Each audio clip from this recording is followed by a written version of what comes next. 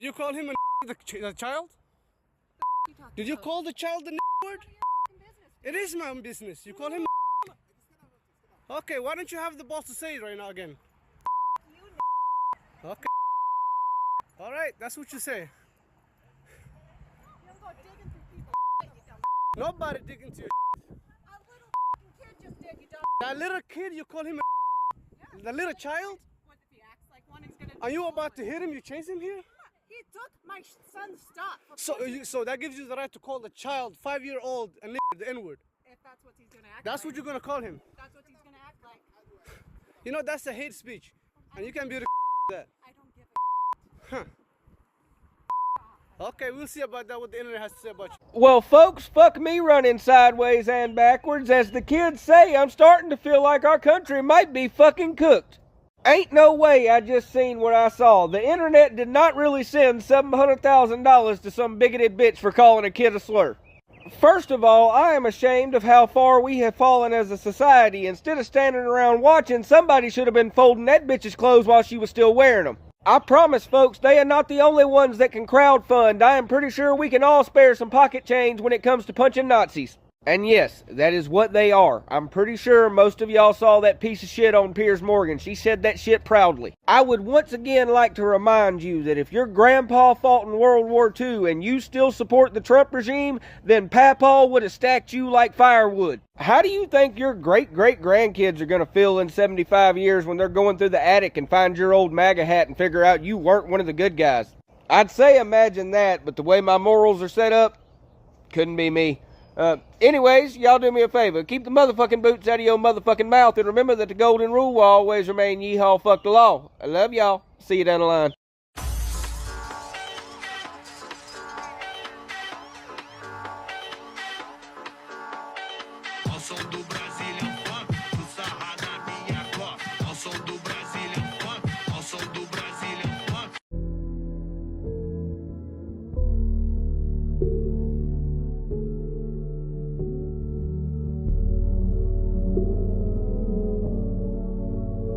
If you want to report this page, which most of us do, I'm showing you exactly how to do it.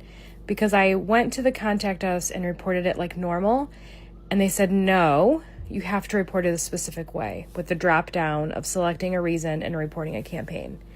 Here are some of the comments under the campaign. And if you know what this campaign is, you know what she's doing, and you already know why it needs to be taken down. I've reported this like every day. I keep taking screenshots of the comments, and I will continue to report until they take it down. I hope you do the same. This made me scream and shout. You're absolutely the fuck right. It's not about Shiloh Hendrix. It's about the word. That they're willing to spend $643,000 just to say that word. Over 171, I think, thousand words in the English dictionary.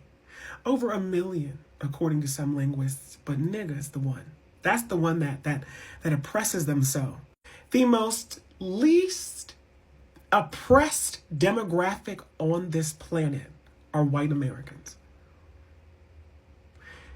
But the only oppression that they suffer is not being able to enslave again, not being able to own again, not being able to be racist in public again, not being able to profit off of their racism again. The ability to not only possess, own, sell, distribute, maintain purity against, is to say the word nigga. Damn. Because I want to support free speech, and you cannot have free speech in a country. No, that's fine. You can support free speech, but you also have to be accountable for what you say. Would you use the N-word out of interest? Yes. You would? I do, quite frequently. You use the N-word quite frequently. Well, why? Other than the fact you're a despicable racist. Are you? Some would say I am. I guess according to the ADL, I'm a white supremacist. I'm a neo-Nazi. Yeah, well, if you use the N-word repeatedly, you are a racist, then, are you? Sure, I'll embrace that. If that means forwarding helping white people achieve freedom of speech, real freedom of speech, which, by the way, Shiloh Hendrix is being attacked on all fronts. They're trying to bring legal charges against her. They're trying to get her children taken away.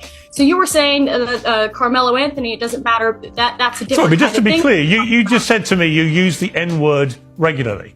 In what context? Do you use it with black people?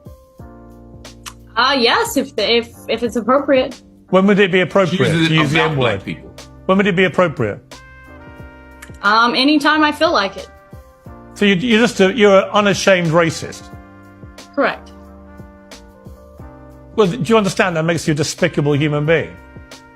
I guess so. I don't really care. I mean, why are we not talking about Shiloh Hendrix? Why are we talking about? Well, actually, I think you've moved it on in this debate very quickly to your own racism, which explains why you've supported her in public and why you've got all these views. You see no problem with a woman shrieking the N-word repeatedly because you yourself are a despicable racist, and you've just proudly admitted that with a smug grin on your face, which is pretty horrifying, actually, for most people to have to watch. And shame on you. You're entitled to do it, and I'm entitled to call you despicable. Why would I'm calling it now. That video is fake. The person that recorded it is a tether, so I automatically don't believe you anyway. Then on top of that, you managed to figure out all these details about the alleged person and his criminal background as they followed you and your family's in fear. And you were able to raise that much money that fast. So either the people that funded it are in on it, that created this opportunity to give big amounts of money, or you're trying to play the card in direct response to the Carmelo Anthony case. Either way, this is a psyop, in my opinion, and a way to get us divided and to try to further this quote unquote race war that they want so badly. Black Americans stay on code and stay out of it. This is crazy. So I did a little digging into the Give, Send, Go fundraiser for Shiloh Hendrix. You know, the woman that just so happened to call a little 5-year-old autistic black boy the N-word. You know, the fundraiser that raised nearly $1 million, by the way. But anyways, I looked a little deeper into Shiloh. And of course, there's a deleting spree happening of all these posts, but I found out that there's a connection to certain groups. Which also, at first, I didn't really understand why people were trying to make a connection to that of Carmelo Anthony. Do keep in mind, Shiloh Hendrix made it well known that she was a longtime Candace Owens supporter, okay? Which makes you think, why would she say something like that in the first place, you know? And then I found a post that said something very interesting. And I quote, "I don't want to do this, but I'll do anything for my family, right? And it's going to happen anyway because they want it to." Not even 3 days before that video was recorded. So then I looked a little deeper into the cameraman, you know, the person who filmed the video of her. Come to find out, he worked as a media analyst for Open Society Foundations. So my instant reaction is like, wait a minute. I mean, not even a month ago, I was contacted by Open Society Foundations, attempting to get me to sign a contract to spew out propaganda. And I tried telling everybody what that contract specifically consisted of. But now, honestly, this entire situation makes so much sense to me. I mean, think about it, right? How can a person accumulate so much in funding, not even a couple of days after an incident like that occurs? And why were so many anonymous, you know? See, this is why we can't allow ourselves to react to just any situation. Because we don't understand the background of the situation to begin with. Not that you shouldn't be angry about something like that. But I do think that we need to evaluate a situation like that, especially involving something like racism. Regardless, I am going to dig a little bit deeper on this because my intuition has been sparked from the very beginning. Yes, I do wonder why the child was there by himself. Where is the adult? Did the child actually leave the house by themselves to get there? I have a lot of questions. I do have a lot of questions. Not only do I think that Shiloh Hendrix video is staged, I think the whole thing is a guerrilla marketing campaign for Give, Send, Go. The CEO of this company recently did an interview with News Nation, and the way that he talks about this situation is pretty specific. He's not just acknowledging that his company is making tens of thousands of dollars off of racism. He's defending it. He's saying that people are only upset at that woman calling that child a slur because of cancel culture. And he's excusing her use of the word by saying the boy was rummaging through her belongings, so it's not like she just stepped into the situation unprovoked. My hang up with this situation is no one on earth knew what Give, Send, Go was before this. GiveSendToGo is trying to position themselves as the non-woke alternative to GoFundMe. That's all this is. And what better way to do that than to attach your name and your business to a quite possibly staged, horribly racist video. But none of this is any surprise to me because I knew what GiveSendToGo was. Most people don't, but I know because they've been raising money for white supremacist terror groups for literal years. And by the way, their CEO looks exactly how you would expect. There's no room in the world for ideologies like this, and I think that his genes are trying to tell him that. Okay, you know what would help you corporately? If you were genuinely true to your mission statement as a Christian site, that you want to protect children, and you were big on that at the start of this interview, I want to protect the kids, then you would remove her site immediately once you had established in your own brain that she'd racially abused a 5-year-old, which, by the way, she admits to doing, right? So you could just do that like that.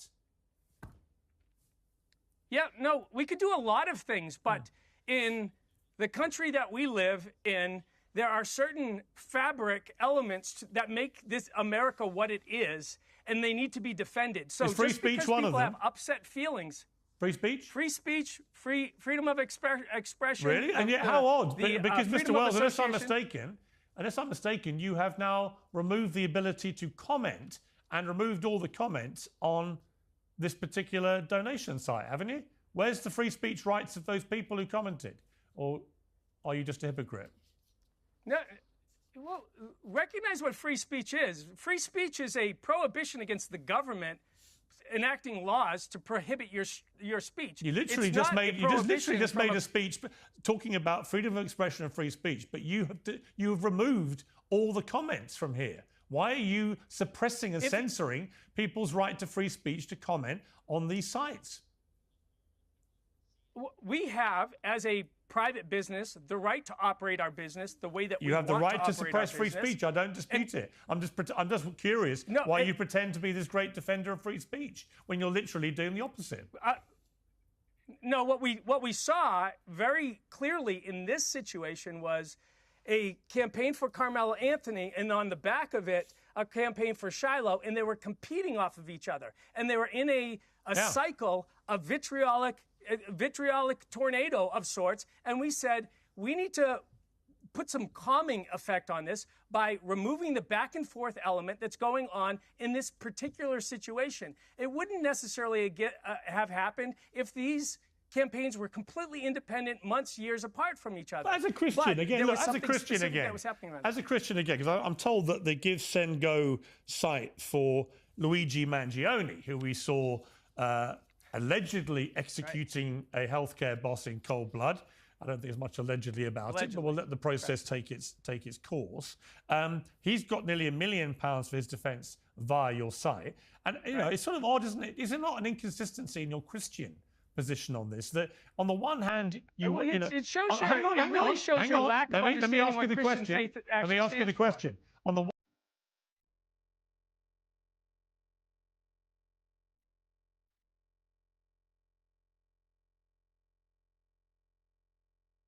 5-year-old is capable of rifling through somebody's bag and taking things that don't belong to them. Ask any kindergarten teacher. But I realize why so many people are wanting to defend this, because Black fatigue is real. So first you thought like that she was a sane person talking about how 5-year-olds are unhinged and do whatever the fuck they want, which is true, mine is 6. But then she goes on to justify that woman calling that 5-year-old autistic child a NER, hard ER. She justifies it by saying Black fatigue, like white people are dealing with Black fatigue. And what she's calling it is being sick and tired of ghetto people. Let's watch some more. This is quite entertaining. I think society as a whole is there. We are just so unbelievably fed up with the ghetto ratchet behavior, entitlement, the victimhood, that they want to praise this woman. The entitlement of Black people. What are they feeling they're entitled to? Because it certainly isn't the same rights that we have. No, they don't feel entitled. They know. What are they entitled to? Respect? Because you've proven in this video that they can't even have respect. Are you Christian? You give off Christian vibes. Now her account was banned at 40K. We can all like guess what kind of shit she posted, because the TikTok loves the conservatives and gives them less shit than they give me. So ma'am, you really had to put out something shitty to get banned. But what she did is not praiseworthy. But also on the same hand, please remember that every day that us white people get on this app, we get called racial slurs. Every single day. As you fucking deserve, because you are a racist. I have never even thought a comment like this in my fucking brain.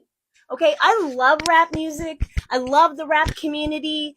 I love the black community, so I know that I'm different than her, but I just don't understand how you can step out in public, because TikTok is public, and say these things, and say the black fatigue, and have the audacity to say something like, you're tired of ghetto ratchet. How was that fucking 5-year-old ratchet, ma'am?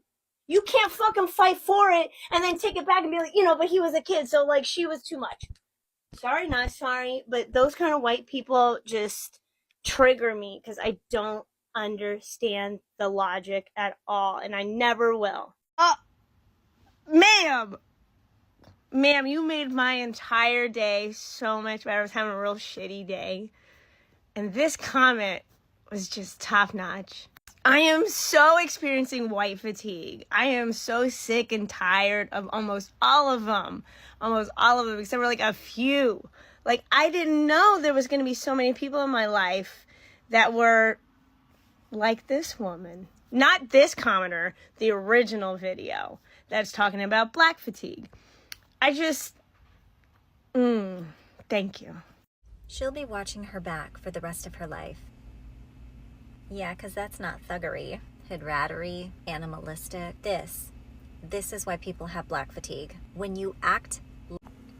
Like what, April? Like what? Exactly. I'm sorry. You're tired? You're tired. I thought, listening to you, a fellow educator, I'd hear something that would give me insight as to why people think the way that they do, why the other side is the way that they are, why, there's this, animosity between the two sides. So I'd get a little bit more, because I like to see both sides of the equation. No, what I got when I decided to go read your page and see the comments was literally what I could have gone over to Twitter and seen any white supremacist page talk about. So for every one of those comments that person made, I probably get an equal amount of comments that say, oh, you're just, you're playing victim, you're doing this, when I'm just speaking about my experiences. No thanks to your hero. On a semi-regular basis on this app, I have people questioning my PhD, as if they could lace up my Jordan sandals that don't even have laces. And all of them fit a description that looks like you. Which is really funny to me, because nobody said anything about DEI until one day we started getting tons of degrees. You're tired. Oh, you can't be as tired as we are of hearing you guys go and complain and say, oh, well, we don't get this. White people don't get this. White people don't get that. You ever read a history book? Oh, that's right. They're trying to go and rewrite those because of inadequacies.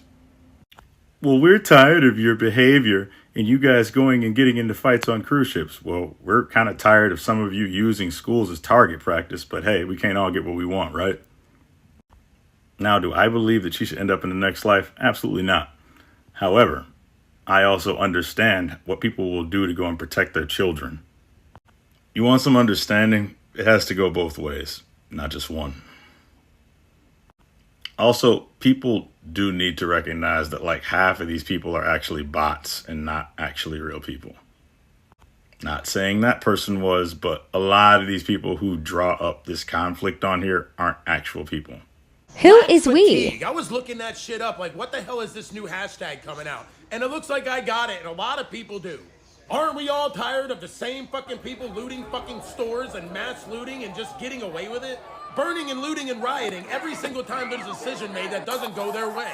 Ignoring accountability for themselves 100%, blaming everybody except for the criminal. literally propping up people that unalive people based on race. It's always about race. Can't even enjoy a cruise ship. Can't even enjoy Disney World. You go to spring break here in Panama City, it was fucking ruined by the same group of people. We are fucking fatigued. It's getting fucking old. And then you get one fucking girl that's a racist, and that's all motherfuckers can talk about. What about the fucking people that are fucking doing all the crimes? You're propping them up. It's not about the crime, it's about the race, and we're all fucking tired of it. We're fucking fatigued. This shit needs to be talked about, because if we don't talk about it, it's never gonna stop. It's only gonna... This is it. This is the one. I was sitting there, one video popped up, then another, then over the course of like 45 minutes, it was like more than half my For You page. Yes, person who's never interacted with this trope before, of course you're upset about this now, because you've never experienced this, and all of a sudden, it's your entire world. Welcome to what is very likely an actual psyop. Over all of the other stuff you guys were conspiracy theorizing about, this one is probably the one. We're going to see this pop up on Fox and Friends in like 2 days, max. And they're going to bring out their token black correspondent, or one of those like politicians or podcasters or whatever, and they're going to thoroughly cement this image in everybody's mind. This is made so that every single video you've ever seen of a black person having a reasonable reaction to an injustice look like them being hysterical. That's the entire point. This is going to influence trials that are coming up and trials that we'll see in the future. They're bringing this sentiment into the homes and minds of people who have never experienced the black community. So really the thing I have to say is, yeah, black creators, I don't give a fuck about my skin color. If you perpetuate this shit, do not be surprised if one of these like non-habeas corpus situations shows up at your door and you go to trial over it, that this black fatigue thing is going to come up as a justification to invalidate your entire defense. This is going to get the black community torn apart, and it's going to get them screwing themselves over. Okay? Let's not pretend like all the other demographics, all the other cultures don't have their problematic tropes. Okay? Black people have always gotten special attention. We've heard the internal names, the AAVE names for these tropes, so everybody's familiar with them. We dismiss all the white people as Karens or senile, right? But the black people, all of a sudden, we can categorize them. We're experts on that. This categorization is going to be justified as expertise in dealing with these tropes. It is going to put undue attention on them, successfully distracting the rest of the world from all the other kinds of people that might upset you. People jumping on the trend economy, you are fucking over your peers. Okay? I don't care how conservative you are fucking over yourself. It's coming. Because guess what? When you come on here, right, and you're like, oh, I'm tired, I got black fatigue of the other kinds of black people, you are perpetuating through white people that you are one of them. They're not going to differentiate you in public. They'll do it on the app, you know, but they won't do it to you in public. You're not going to get the grace you're looking for. You're not going to be one of them. That's not how these people think. So this post and probably a handful of responses is the only time I'm going to bring this shit up, because it needs to be co-opted. I'm going to use all the problematic hashtags, see if I can get the attention or whatever, okay? Because people need to fucking hear this. They need to be upset by it, and they need to not buy into it. They need to not jump on the trend economy, all right? So, yeah, sorry if I'm out of place criticizing certain people, but, like, I've seen this episode before, okay? It doesn't turn out well. There's a couple issues here, man. First, the whole black fatigue thing. Part of the harm is that, like, yeah, I didn't know that that was a coined term already to describe the fatigue of living under racism, right? They've already co-opted this term, okay? And right-wing co-opting of terms is dangerous in general because it muddles the political landscape. Basically, now if you look up the term, you won't see the book, you won't see the coined term, you won't see the struggle. You're going to see the criticism of the black community pop up. And that's going to include people within the black community that haven't actually seen this term yet. Next, this is going to exacerbate internal stereotyping, all right? A community that's already been stereotyped, all right, does not need internal stereotyping to further tear themselves apart, which is what is going to happen. This is kind of like alt-right pipeline stuff, where even acknowledging the validity of a sentiment is like tacit approval for somebody to start leaning authoritarian or conservative. This is effectively going to, influence the apolitical members of the Black community towards conservatism and towards sympathy for right-wing policy. And then, like I said, the popularity of this idea already is going to be a problem when it comes to interpreting like videos of injustice done against Black people, and ultimately that will expand to minorities of other sorts as well. We already see this situation where we see a valid reaction out of a minority, and immediately there's a polarizing view of what should be a very clear and objective set of imagery. Watch a video of somebody's behavior, and because they're Black, automatically assume they're the derogatory concepts like YN or ratchet. This will have further implications when we see people go to trial over things. And the danger here is that it's already tough for marginalized communities to have a jury of their peers. Now, if the jury of their peers does show up and is the type stereotyping against them, which inevitably happens when someone tries to be one of the good ones, right?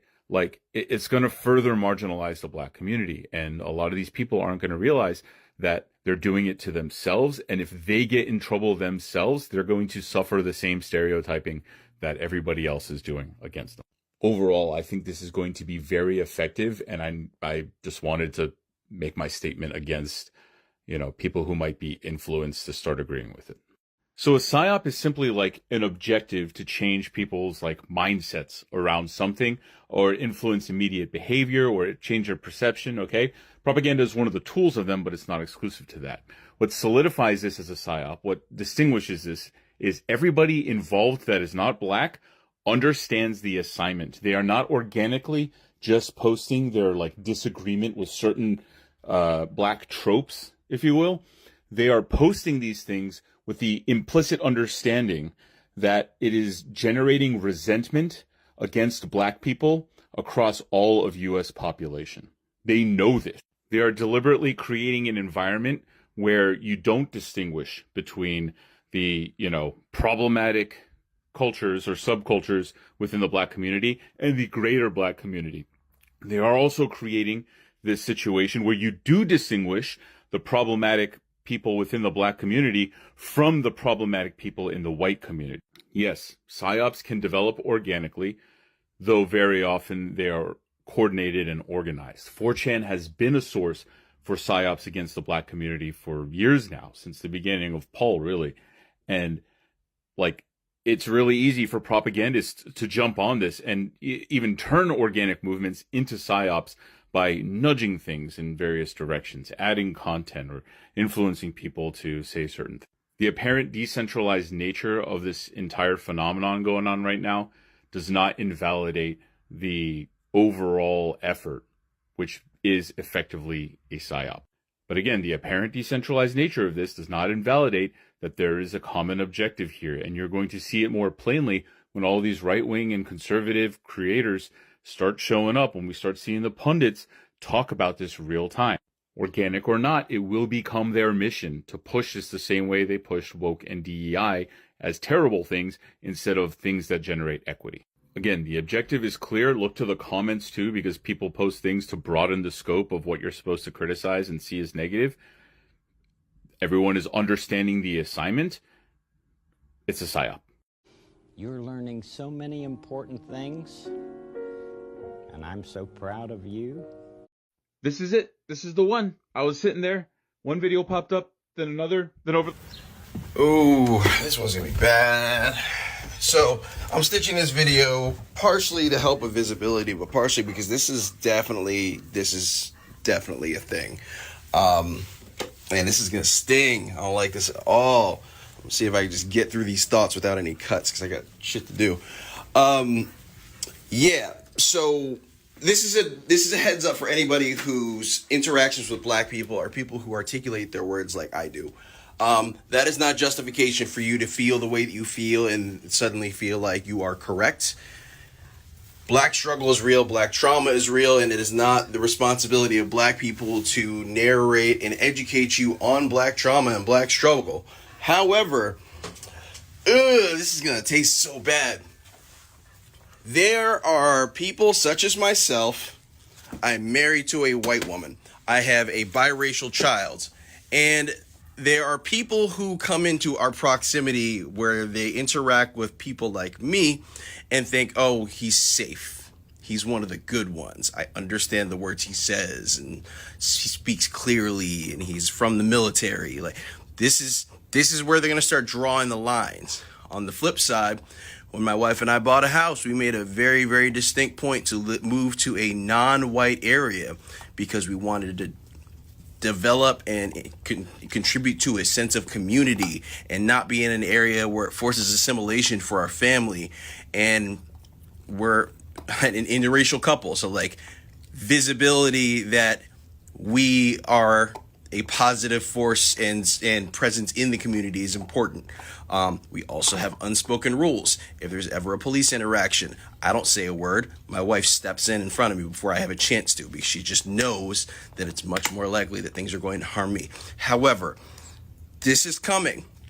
There are going to be so many political pundits just throwing stuff back and forth around this, and it's going to be bad. And it's going to affect places like where I live specifically, because I live in a predominantly black city, in a predominantly black neighborhood, in a predominantly black city.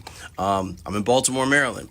There's a thing everybody locally knows as the white L. It's literally a capital letter L straight down the center of downtown and east into what is called Harbor East and Fells Point and Canton. It's like where the concentrations of whiteness are most prominent, therefore the most affluence goes there, and therefore everyone else is seen as other.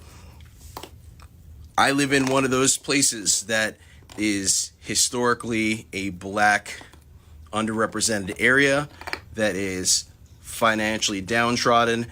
However, it is far from what it once was. And like where the house that I own used to be a Section 8 block, and I bought this house in a recent couple years. That is no longer the environment. But we are going to be the targets of this. And I think more specifically, my family is going to be seen, and my presence in this area is going to be seen as like, this is what people should aspire to be. And that's not the angle here. The angle here is community support and people helping their neighbors. Like, there's people that live down the street from me who are much more financially downtrodden, but they're always trying to help us.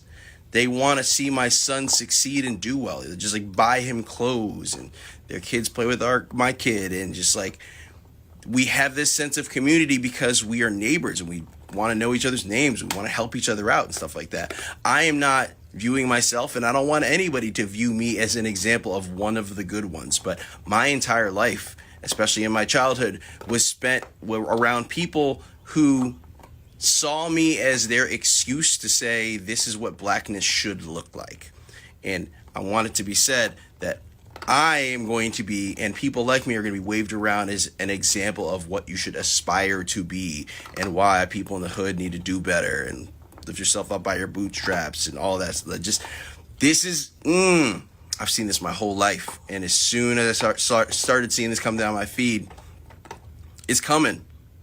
I've seen this episode before as well. It's coming, and I don't like it.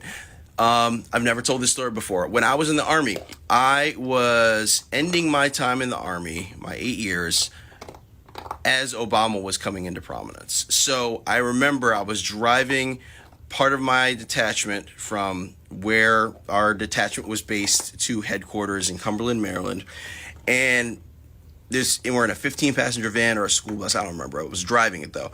And somebody said, "Hey, Johnson, what do you think about this Obama guy?" And I was like, our detachment is the black group for a predominantly white unit. So this was just an opportunity to start a racial conversation from somebody who I know was a cop, and I was in the reserves. So most of my co-workers were cops in the civilian world and military police in the reserves. This was an opportunity to start stirring up the beehive and just getting people's positions on political leanings and being able to say, like, there's something about that guy that I don't like, but I can't put my finger on it because, like, that's the wording that's used here. And roping me in as an example of, like, yeah, if Johnson agrees with me, then I must be right. Like this tastes bad, but like this is where people like myself who grew up around a lot of palm-colored people and happened to marry a palm-colored person and have biracial children, we are going to be they're going to start using us as examples of what to be, and that is fucked. That's fucked. It's coming. I'm putting this here as a time capsule. I want to capture this moment. This is fucked. I'm going to fight against this tooth and nail as much as I can, but it also puts me in harm's way, because the more you talk about things, the more visibility you gain. Unfortunately, that means the more you are targeted in the environment that we exist in right now. This is not going to be good at all. This is going to hurt a lot of people. This tastes bad. I'm just going to leave it right there. Watch the Grits and Eggs podcast. Listen to the Grits and Eggs podcast. I feel like Deontay can articulate this so much better than I can. YNs, kids in the hood, they are not your enemies. They are our children. They are people that are amongst our community. They are people who are looked down upon by society, which is why they band together and say, like, no, we can protect ourselves. Like that is the onus behind how the Black Panther Party was initially founded, and everything that happened after that was a psyop as well. And that's been proven. Like, these are the kinds of things that cause people to splinter off into subgroups and become angry, and that anger can be used as a weapon. And that's exactly what's happening here. This is going to be real bad. Don't believe anybody you see on the news talking about if black people are the problem and blah, blah, blah, blah, and if they just pick themselves up by their bootstraps. It is a psyop. This shit is going to be bad. The conversations that we've created in this space alone have changed the minds of thousands of people. We single-handedly turned the YN narrative upside down. We single-handedly did that by imploring empathy, by looking at those young men and seeing ourselves. I don't want to hear YN. Don't say that shit around me. Take it out of your vocabulary. Because just like woke and DEI, it's another way to call you a nigga. You could be 17 years old, valedictorian, with all the ropes, all the decorations. It's valedictorian of the school. Oh, the YN's in education now. That's how you sound. Like, that's what y'all would say. And you allow these people trick you and to make fun of you, and then you adopt it and try to hee and ha. Everything ain't goddamn funny. Everything ain't funny, nigga. I don't find that shit funny. As soon as you see a black man and he young, you can tell he a young teenager or young 20s, you want to call him a YN. Stop that shit, man. Stop that shit. Don't let them trick you into villainizing yourself. Because what do you think they think when they hear YN? In their mind, they got a villainous teenager out of Chicago or Philadelphia with a ski mask on, ready to kill each other. That's what they think when they hear YN. Stop saying that shit. You can say nigga. Them, like everybody else, always trying to find a loophole into our fucking community, into our culture.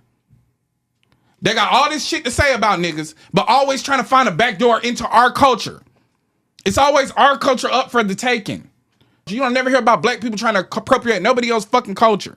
The culture we have appropriated is violence, backdooring, two-facedness, jealousy, envy. That's the only thing we're appropriating. Let go of that shit, man. We can do this shit ourselves. Because there's a lot of industries that we keep afloat with our labor. There's a lot of industries that we keep afloat with our consumption. Us consuming their narratives about us keeps the prison industry afloat. You got young men out here right now knowing that they're going to go to prison, haven't even thought about college. It's all systemic. And if we keep feeding into the narrative of pointing and wagging our fucking fingers at each other, it's not going to change. Implore empathy, implore love towards one another. That's how you change things. You want to know what's on these young men's minds? Go ask them. And allow them to speak. Stop wagging your fucking finger at it, because the thing is, they take a risk with their lives every day. You don't understand that type of risk, and they don't want to be talked down to. And the reason they're taking that risk is because they probably don't feel any love. And the young nigga narrative, the YN narrative, make them feel even more ostracized from the community, because now it's their elders, the people that are supposed to love them, turning their back. Trauma come from shit like that. Black people, you're lucky we don't have the same mentality of you. Okay, couple questions. First and foremost, who is we? Because I looked at your page and you're white passing. Putting down other people who aren't white aren't going to make the white people that you want to support you support you. You're lucky we don't have the same mentality of you. Otherwise, y'all'd be gone. What do you mean gone? And what is the mentality? Who did black people disappear that you're equating this to? Black privilege is getting worse by the year. And by worse, I mean they're getting more bold with their schemes and their actions. One specific thing that people who make videos like this do is they make something so vague that you can't put a descriptor on it. Black people are scheming and they're getting bold. What does that mean? And since this guy's a white savior for some reason, do we not know about all the white schemes and the white boldness? The head white right now is not listening to the checks and balances system that was put in place, but I don't hear you about that boldness or scheme.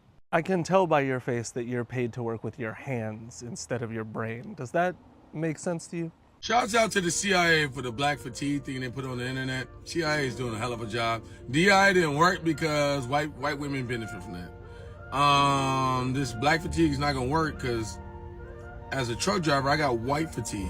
I go all over this country and I see nothing but white people. And then I get on the internet and white people complaining like somebody taking their land that they stole from. None of that's happening. That's why I'm suffering from white fatigue. I'm tired of it. No one's stealing your shit that you stole. Calm down. Is there. We are just so unbelievably fed up with the ghetto. Okay, the part I find fucking hilarious is she's talking about ghetto. First off, ghetto comes in all different types of races. I see ghetto white people, ghetto Mexicans, I see ghetto everybody, but I'm going to specifically talk to you white people. I see ghetto white people every day on this app. Ghetto, dirty, nasty, don't clean up their house. The woman that had diapers all over her house, that was a white woman. Ghetto, nasty. I see white trash every day.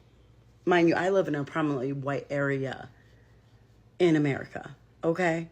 I see ghetto-ass white people all the time. I see drug-addicted white people. I see white people with no shoes on. I see white people, I be downtown. I see white people stepping in dog shit like they don't got no care in the world. I got white people with their pet bulls, letting them shit all on the sidewalks downtown where I live, and it's a prominently white. So I see a lot of ghetto, disgusting, dirty, drug-addicted white people. I do. Needles outside of my downtown building. It's mostly a prominently white in my state. So what we're not going to do is make black people go back to that stereotype and making black people the face of ghetto. Ghetto don't got no race in my book. If you ghetto, you white trash, you loud, you nasty, you have no manners. That does not come in race. And if you are so tired of black people, imagine how some black people could say about white people. Like, I'm tired of white people. They nosy. They always all up in our business, always all up in our face, always judging us, preconceived judging us, always assuming that we're going to be angry and upset if you're a black woman, even if you're coming at them with kindness and respect. I think this is exhausting. I hear the narrative, but to start out with ghetto and nasty, maybe we're just all tired of bullshit in general. I would appreciate a real honest, because I'm tired of the racism, the race baiting from the white community, the supporting racists, just the inequalities of it all. But majority in real life, I get along with white folks for the majority. I really do. I think this is a lot of internet bullshit. Black fatigue is internet bullshit. Because how many black people you really are dealing with in your everyday life? And black people, how many white people are you dealing with in your everyday life? And you're having bad experiences every time. I call bullshit. I feel like majority of people, for the most part, all get along. For the most part. Is there incidents of like racism, inequality, and bullshit?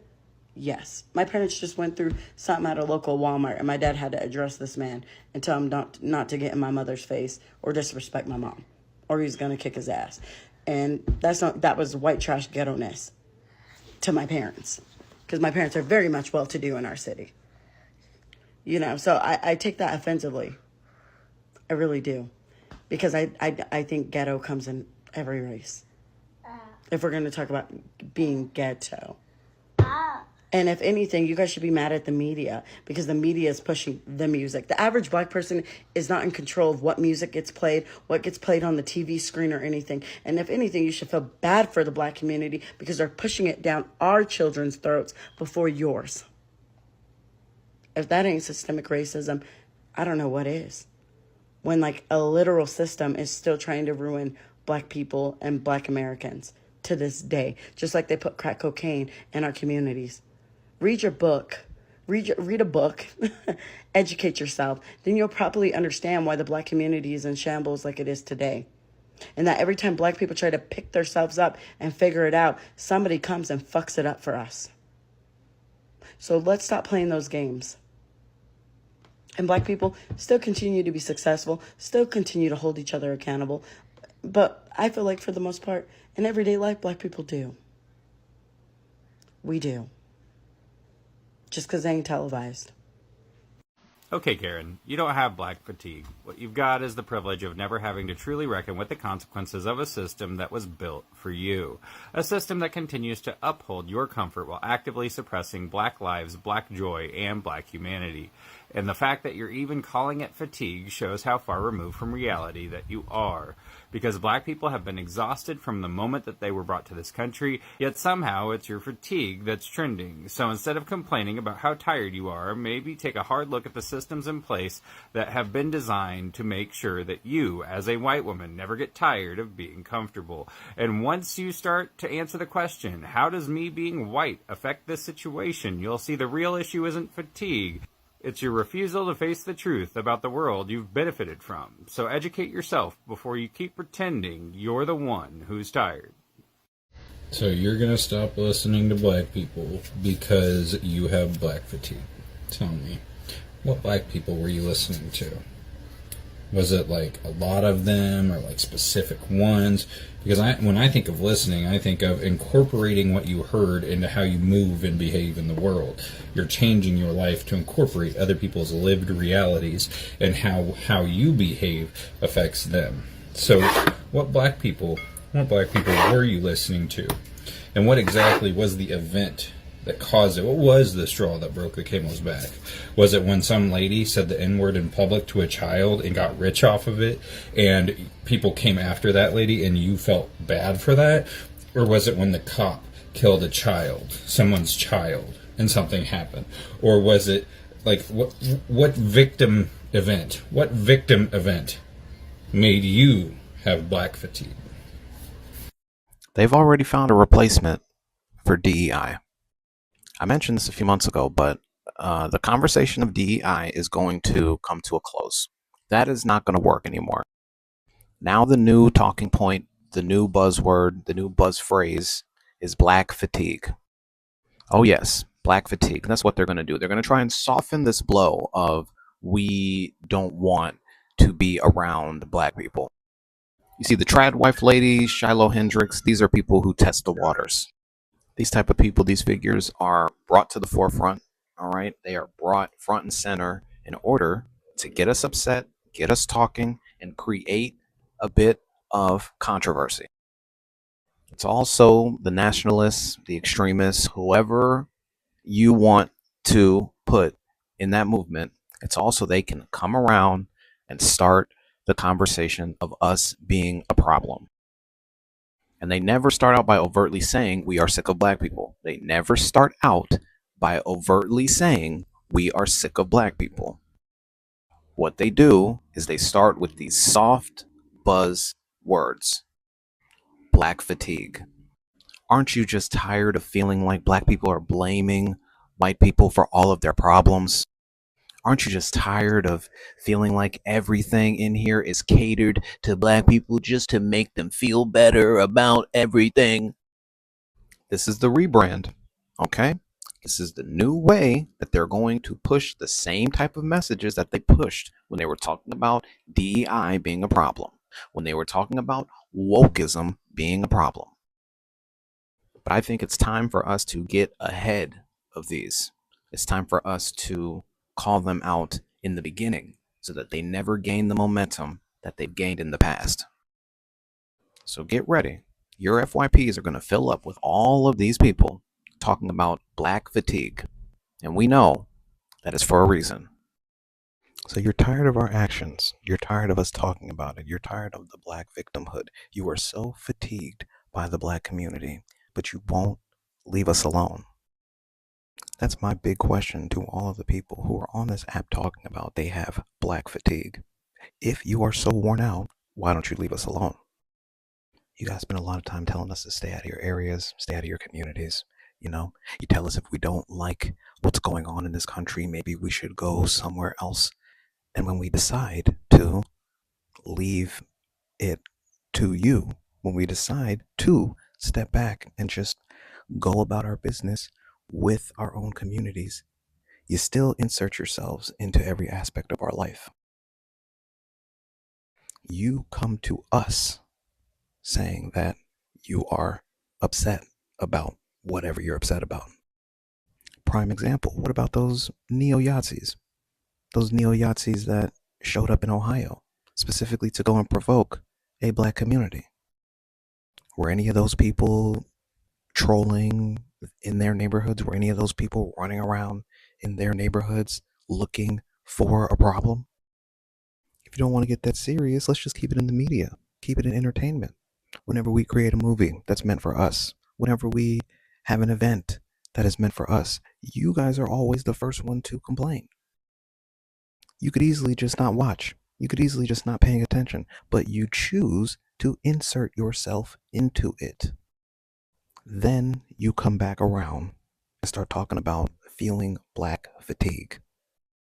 The thing about black fatigue is that there are a good number of white Americans, all right, a good number of them who feel like they need to be honored or respected or given reverence by the black community for just being close to them. It is our privilege that they want to be in our presence, and they want us to act accordingly. That's actually been the rhetoric, especially in the mainstream media, for many, many years. Think about all the movies, all of the TV shows, all of the depictions of the black community or black people being less than, downtrodden in a bad way, only for some white American to take pity on them and give them a chance to have a better life. But there was never any conversation or any dialogue about whether or not that black person asked for the help to begin with. And so because we don't give you inherent praise that you didn't deserve, praise that we did not need to give you because you showed up into our space and started making up rules that we had to follow. Just because we don't want to treat you like a hero or some savior riding in on a white horse to protect our communities, because we know that all you're really doing is using that as a way to control us in this country, you are the one who is getting fatigued. Now all of a sudden you don't want to talk about nothing. Now all of a sudden you don't want to deal with nothing because you are the one who had stipulations on your help. You are the ones who had limits on how much you really cared about what our struggles are in this country. And just because you've reached those limits, it is time for us to shut all this down and stop letting people know about the things that we struggle with to this day. All I'm going to say to that is, if you are so tired, if you are so fatigued, leave us alone. But I don't think you can do that because you need us. You need us more than you're willing to admit to yourself. But we know, we've always known, you need us more than we need you. Ugh, black fatigue. We're gonna stop listening to black people. Said someone who lives in Davenport, Iowa, and knows 1.5 black people. You don't live by black people or interact with black. You get all your information off TV shows and what Fox News. Who cares? Good riddance. God, racism is so cowardly. Like, what happened? People used to say it with their chest. Now they're all skittish and all these code words. Like, we don't know what that means. 2 questions. A DEI, and how do you feel about Lamar Jackson? I know exactly what you are. But we have to, for some reason, keep this charade like, oh, okay, let's have discourse. It's good riddance. What good could you possibly be to me? Up just now to see that the word black fatigue is trending amongst a lot of different people. And before I made this video, I scrolled on it and I said, let me see what people are talking about. Because black fatigue is real. I think society as a whole is there. We are just so unbelievably fed up with the ghetto ratchet behavior, entitlement, the victimhood, hoodrattery, animalistic. This is why people have black fatigue. I'm sick and tired of opening up TikTok and seeing brawls on cruise ships, brawls in the airport, like literally the most ghetto behavior. We're tired. A white woman was talking about Shiloh Hendrix, the lady that called the 5-year-old the N-word. And she said, that shouldn't have happened, but people have black fatigue. People are tired of ghetto-ness, loudness. People are just tired of black people. So we all have fatigue. And it got me thinking, I've heard the phrase black fatigue before, and I know in my heart of hearts that that relates to the fatigue that black people experience existing in this country and around the world, dealing with racism and prejudices that have been put on us due to the history of violence, Jim Crow, segregation. So how are white people appropriating black fatigue? They replaced DEI with black fatigue. And you guys are using that because you're tired of being held accountable for things that you should be held accountable for in this country, and you want to be openly racist to us. This entire discourse is rooted in racism. You want to be able to say you're tired of black people for having a voice. You're tired of us for existing in spaces we exist in. You're tired of us for not all being poor. You're tired of the fact that some of us are doing better than you, but when we live in a country that is based on racism and systematic racism that still exists today, you can't be mad that we're calling you out for it. What the fuck are we talking about? America is a country that suffers from delusion, lack of education, and basically exists in a consistent state of dementia, because the cognitive dissonance that many white people have that exist in this country it alarms me. The fact that this country was founded and predicated on owning bodies and killing off natives. That is the foundation story of this country. Yes, we became one of the most successful countries in the world, but that is the heart and soul of this country. It is rooted in racism. The Declaration of Independence was rooted in racism. The Constitution was written with racism. So the fact that you think you can exist, and we're only out of segregation for how many years now? Not even a generation, not even 2 generations out of segregation. The fact that you think you can exist without racism internally inside of you is crazy. It's crazy. We're all racist. Everybody that exists out of a racist system is racist, especially if you are the one that benefited from said racism. You have to do a lot of unlearning, unpacking, and re-educating yourself onto what racism means, because you guys hear the word racism, you're like, I'm not racist, I have black friends. It doesn't mean you're going out with crosses on fire. There are levels to the internalized racism, the internalized biases versus violent, aggressive racism. But racism is the foundation of America. So the fact that you don't want to hear about it is not my problem. The funniest thing about white people in this country is that the lack of education that they have on their own history and how they've been all sold a lie and socialized to believe that they're here and we're violent and they're not is fucking crazy. You ever seen a redneck? You ever been to a trailer park? You ever seen a meth addict in New Mexico? That all of the people on welfare in this country are white. 96% of them are white. But meanwhile, black people are poor, uneducated, animalistic, violent. All the list goes on. Your ancestors literally killed off millions of people who are on this land, stole it, raped, robbed, killed them, stole us, raped, robbed, killed us, procreated with us, and made us procreate with each other and our families. Yet the list goes on.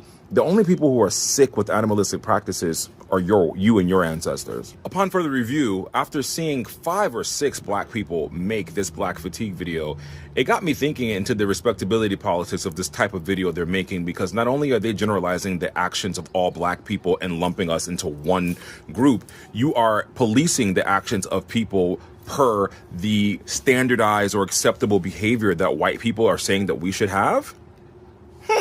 Interesting. What you're doing by making these videos is you're allowing white people to not take accountability and not hold themselves to a standard that they can just be racist and prejudiced towards us and say that their behaviors are acceptable and their way of life and living is acceptable in this country, but ours isn't. It's really befuddling me that you as a black person can go online with your chest and say you have black fatigue because everybody's ghetto, or you have black fatigue because everybody's loud. That's not the fucking case. And even if you are, quote unquote, this highly educated, highly classy black person, you're still loud. You still have an auntie who looks like the person you're talking about. You still have cousins who are the people you're talking about. So why make this video? I will never understand black people that pander to white people. I will never. There's nothing in my being that would ever allow me to have an internal conversation externally on this app so white people feel comfortable saying how they feel about us in the open and make it a whole thing. Imagine you are allowing white person to say they have black fatigue. They're tired of black people being victims. They're tired of black people saying racism. They're tired of black people existing. Every day on this app is something new. Y'all gotta do better. Do better. Yeah, so let's talk about this real quick. So something that's been kind of interesting for me to process through a lot of these conversations is that I'm realizing Black people are way more relevant and important to a lot of the fabric of certain conversations than a lot of people are willing to acknowledge. You know, so many people seem to be basing a lot of the way that they move around Black people, whether it's positive or negative, right? You have people on the left who are actually using their indifference to anti-racism as a way to court people to their version of the left. Then you also have people on the right who are obsessed with utilizing racism as a way of getting people to vote against their best interest, right? And these people, you know, take Black people out of the conversation, some of this stuff works a little bit less functionally. Do you know what I mean? Too many people rely on Black people existing as sort of a permanent lower person, you know, something that exists beneath, right? They don't really want to entertain the premise of a Black person being equal, not really, because they both sort of rely on a Black person's inequity, right? Democrats rely on racism existing on the right to sort of argue, oh, this is why you should vote for us, right? People on the right need racism in order to get people on who would probably be on the left if their politics are reflective of their class, right? And racism allowed a lot of them to think, okay, these billionaires are on our sides, billionaires who have screwed them for centuries. They were suddenly able to be like, oh, well, these billionaires are on our side. Why? Because they both don't like Black people, right? It's actually kind of becoming a little funny, and I've been saying this a lot recently, but one of the, I think, unintended effects of the right becoming so vocally and loudly racist right now has been that for me personally, I'm not really offended by white supremacy anymore, because it's an inferiority complex. Do you know what I mean? Like, these people do not understand that the world would function if they let go of white supremacy. Like, they have such little faith in it, right? Like, in this conversation, contextually, right, you have people who are in the Unfuck America tour who are in so many ways saying that racism is so central to both the people that they're trying to reach and the people within the organization that it's not really productive for them to organize against it, right? It's not really productive for them to remove those people because at the end of the day, these racist white people on the right aren't really going to listen to black people, right? They don't really give a fuck about black people, right? So it doesn't really actually matter to them that these people are being anti-black, right? Then you got people on the right who have been telling these people forever that the biggest issue in America is people of color, right? Like I just saw something about Section 8. Apparently they're getting rid of Section 8, right? So many people believe that the only people on Section 8 are black people, right? I've never been on public assistance. I've never been on public assistance, right? Personally, right? I've known a lot of white people who have been, right? There are so many people who are on public assistance, so many people who are included under things like DEI that are outside of just black people who are being harmed right now, right? And these people were able to use their racism to get these people to vote against their rights. You know, it's all just very interesting to me. It's all just very entertaining to me. Because at the end of the day, white supremacy is a death cult.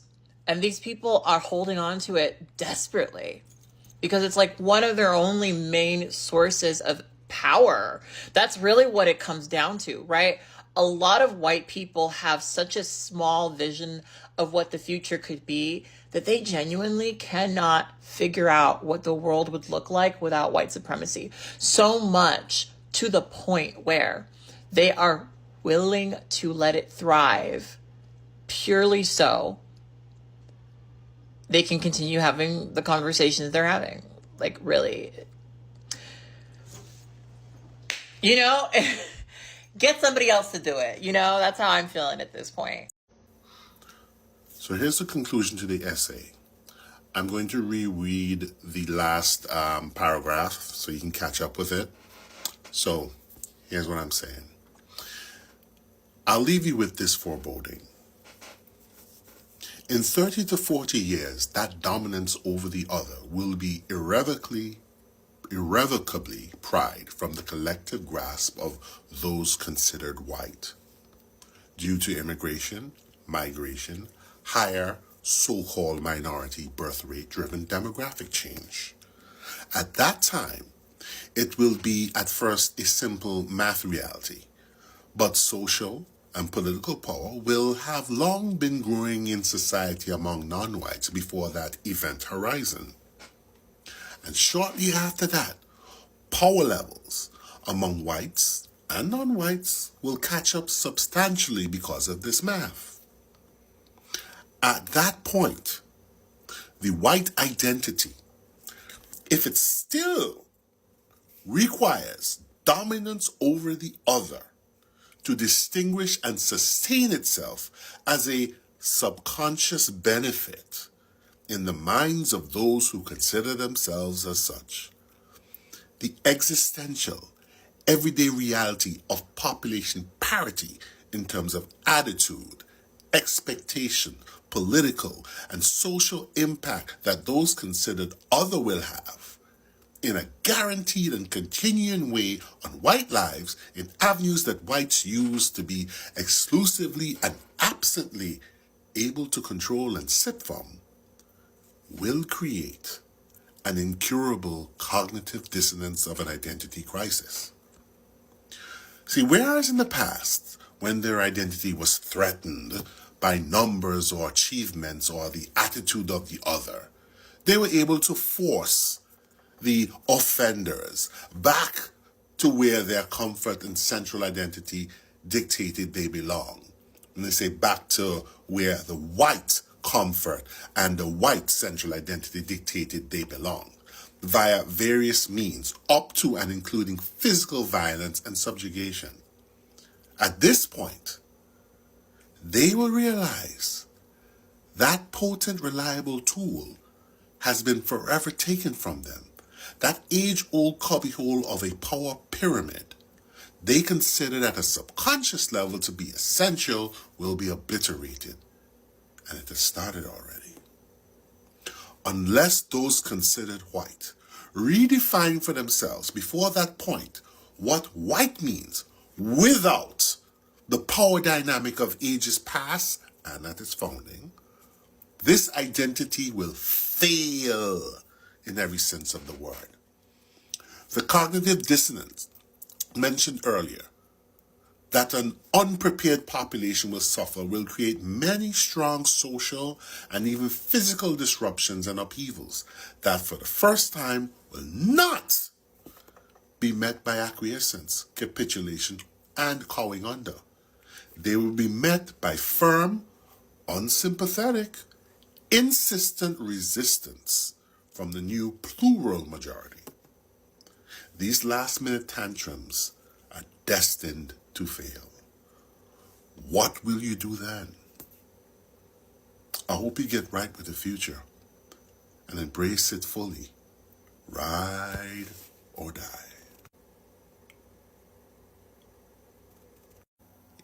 Yeah, here's the essay. It's on the page here. You can check it out when you get a chance. I shared the link under the part 1 of this video. This is the conclusion. Now, there's one part in the last part of this thing, and I wrote this thing back in 2019, and it seems very relevant right now in light of the whole the revolution will remain bloodless kind of comment, and this other man threatening civil war if Trump doesn't win. You know, and again, this whole thing, I've been saying this again, Trump's cachet, Trump's stickability, the reason he won in 2016 was all due to white grievance. And white grievance is grounded in the perception that people of color, especially black people, are not playing their role of subservient, foundational boulders to the white identity, so to speak. That those who considered white have been forcing them to play or to be for centuries.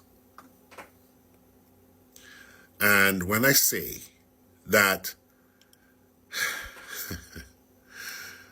they will be met by firm, unsympathetic, insistent resistance from the new plural majority, that is not a joke. I think that's a promise. A lot of content creators on here and across social media platforms have frankly promised if they try that shit, literally, they will rule the day. You know? I'm reading this essay now because I think it's valid, but I wrote this, holy shit, 5 years ago now. This is 2024, it is written in 2019. And damn if it's not relevant right now. Have a good night. Check my essay out.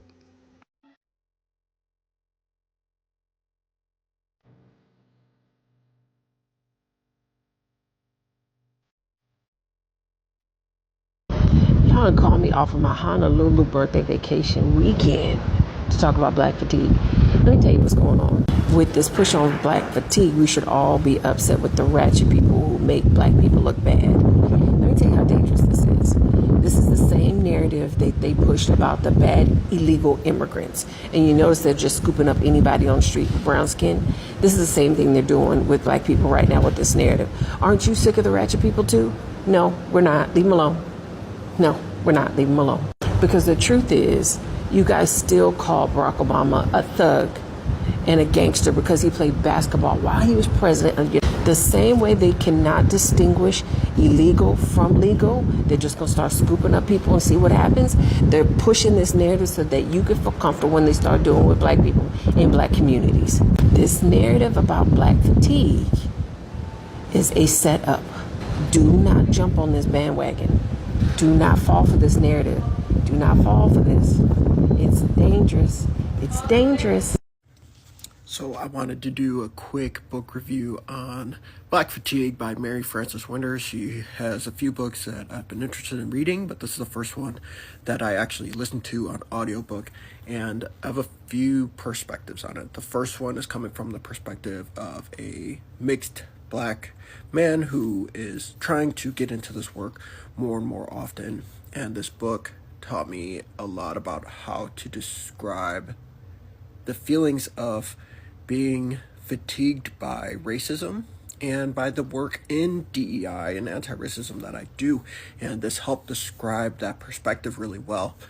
It has a good mix and blend of evidence-informed information regarding a whole spectrum of how structural and systemic racism affects us, from healthcare to police brutality to the actual mental health of black people that are experiencing racism on a daily basis, but also gives practical advice from her experience in forming the Winters group, which is an amazing group that you should look up. I'm sure they have an Instagram, TikTok, and everything in between. But I thought it was a great introduction for people who are trying to understand what systemic racism really is and how it affects black people specifically.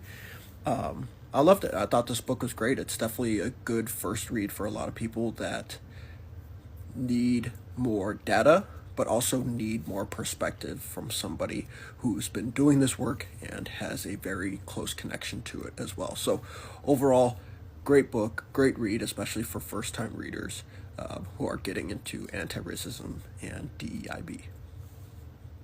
Okay, it's late. You don't need to be out driving right now. I mean, I thought you said that we were her village. Doesn't that make us all responsible for her? Son, go get her. Take her on a drive. Eric, Dawn, the police are out more at night. drive to the lookout where I always take us. Sit down for a bit, talk some. Now, if the police approach, Oh my God. you know what they're saying, what to do, right? Keep my wallet in my cup holder. Insurance and registration in my visor. Roll down the window, keep my hands on the wheel. You toss the wallet on the dashboard because you don't want to be moving around and reaching things.